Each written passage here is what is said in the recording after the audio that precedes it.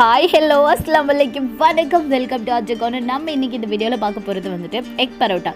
அது left over பரோட்டால இருந்தாலும் சரி, இல்ல நீங்க அப்பவே பண்ணி ஃப்ரெஷ்ஷா பண்ற பரோட்டா வந்து ஈஸியா சால்னா எதுவும் இல்லாமல் எக் பரோட்டா எப்படி பண்ணுறதுன்னு பார்த்துட்டு வந்துடலாம். அண்ட் அது மட்டும் இல்லைங்க, இந்த எக் பரோட்டா ப்ரிப்பேர் பண்ணவங்களுக்கே இது எக் பரோட்டாவா இல்லை கொத்து பரோட்டாவுங்கிற டவுட்டு நிறையாவே இருக்கும். ஏன்னா அடிக்கடி கொத்து பரோட்டானே சொல்லியிருப்பாங்க. ஸோ அதையும் இந்த வீடியோவில் பார்த்துட்டு வந்துடலாம். அதெல்லாம் பார்க்குறதுக்கு முன்னாடி நம்ம கமெண்ட்ஸை படிச்சுட்டு வந்துடலாம். அதில் ஃபஸ்ட்டு 3 நாளில் வெயிட் குறையில 4வது நாள் உன் வீட்டுக்கு வருவேன் மச்சி சீரியஸ்ன்னு சொல்லியிருக்காங்க. சைடோ நீங்கள் கண்டிப்பாக அந்த ட்ரிங்க் ட்ரை பண்ணுங்கள். ஆனால் அது கூடவே வந்து கொஞ்சம் ஒர்க் அவுட்ஸும் பண்ணுங்கள். ஆயில் ஃபுட் ஜங்க் ஃபுட்ஸ் எல்லாம் கொஞ்சம் அவாய்ட் பண்ணுங்கள். ஷியோராக வெயிட் லாஸ் ஆயிடுவீங்க. அண்ட் அடுத்து வாவ் ரிசு ஜெஸ்ஸி அல்டிமேட் சொல்லியிருக்காங்க. Hi look Farooq, thank you.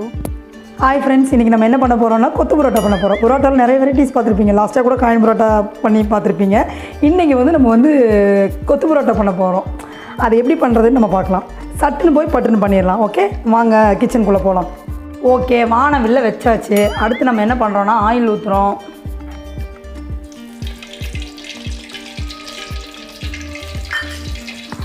அதுக்கப்புறமா நம்ம பெரிய வெங்காயம் போடுறோம். சின்ன சின்னதாக கட் பண்ணிக்கணும், அது ரொம்ப முக்கியம்.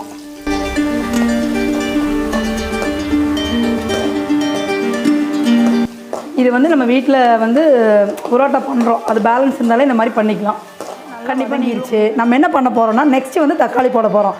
ஃப்ரெண்ட்ஸ், முக்கியமான விஷயம், தக்காளி வந்து எல்லாருமே அப்படியே கட் பண்ணி தான் போடுவாங்க. ஆனால் இந்த ரிசு வந்து மிக்சியில் அடித்து போட்டிருக்கா. ஏன்னா இந்த தக்காளி வந்து இந்த மாதிரி அடித்து போட்டோன்னா இன்னும் நல்லாயிருக்கும். கட் பண்ணி போடுறத விட இந்த மாதிரி போடுறது ரொம்ப நல்லாயிருக்கும். ஆனால் நீங்கள் வந்து இந்த மாதிரி ட்ரை பண்ணுங்கள். ஓகே, ஏன்னா தக்காளி வதங்குறதுக்கு ரொம்ப நேரம் ஆகும். பேஸ்ட் பண்ணி போட்டோன்னா சீக்கிரமாக முடிச்சிடும். அடுத்தது வந்து நம்ம இஞ்சி பூண்டு பேஸ்ட் போடுறோம்.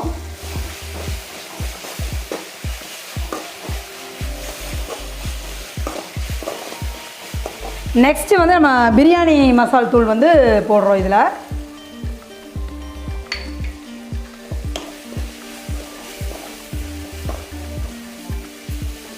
அப்புறம் வந்து மிளகாய் தூள் போட்டுடணும். கொஞ்சமாக போடுங்க காரம், ஏன்னா வந்து இதுக்கு அதிகமாக போடக்கூடாது. ஓகே, அடுத்தது மஞ்சள் தூள் போட்டுடணும். ஓகே,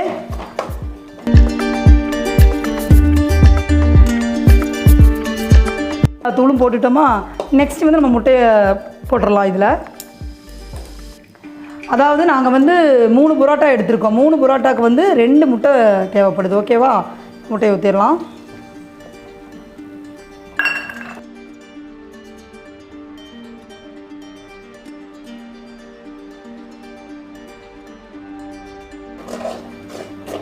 இதை வந்து ரொம்ப வதங்க விடக்கூடாது. கொஞ்சம் தண்ணிமாக இருக்கும் போது நம்ம வந்து பரோட்டாவை போட்டுடணும். ஓகே, தேவையான அளவு உப்பு போட்டுக்கணும். இப்போ வதங்க விடக்கூடாது ஃப்ரெண்ட்ஸ். இந்த மாதிரி ஆன ஸ்டேஜில் வந்து நீங்கள் பரோட்டா போட்டால் கரெக்டாக இருக்கும். இப்போ வந்து நம்ம பரோட்டா போட்டுடலாம். ஓகே,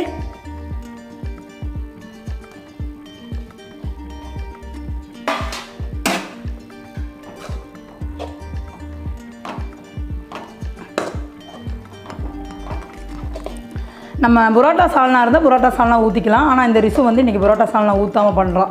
இது வந்து உங்களுக்கு ஈவினிங்கும் பண்ணிக்கலாம், காலையில் பிரேக்ஃபாஸ்ட்டாகவும் பண்ணிக்கலாம், எப்போ வேணாலும் பண்ணிக்கலாம். பரோட்டா இருந்தால் எப்போ வேணாலும் பண்ணி சாப்பிட்டுக்கலாம். ஓகே, உங்களுக்கு வந்து சால்னா ஊற்றி பண்ணுறதுக்கு விருப்பம் இருந்துச்சுன்னு வைங்க, நீங்கள் அந்த மாதிரி கூட ட்ரை பண்ணலாம். அவங்க வந்து மல்லித்தலை அப்படியே போட்டுக்கிறோம்.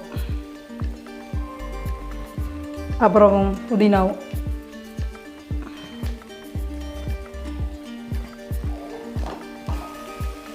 இப்போ சூடான சுவையான கொத்து பரோட்டா ரெடி ஆயிடுச்சு. இப்போ எங்கள் வீட்டு குட்டீஸ் தான் சாப்பிட்டு எப்படி இருக்குன்னு சொல்ல போகிறாங்க. அவங்ககிட்டே கேட்டுருவோம். சாப்பிட்றலாமா? இப்போ நான் சாப்பிட போகிறேன்.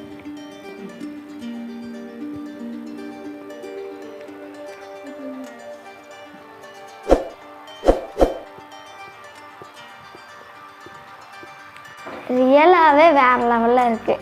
கண்டிப்பாக நீங்களும் ட்ரை பண்ணுங்கள். பிரேக்ஃபாஸ்ட் சாம பண்ணுங்க. பாய்.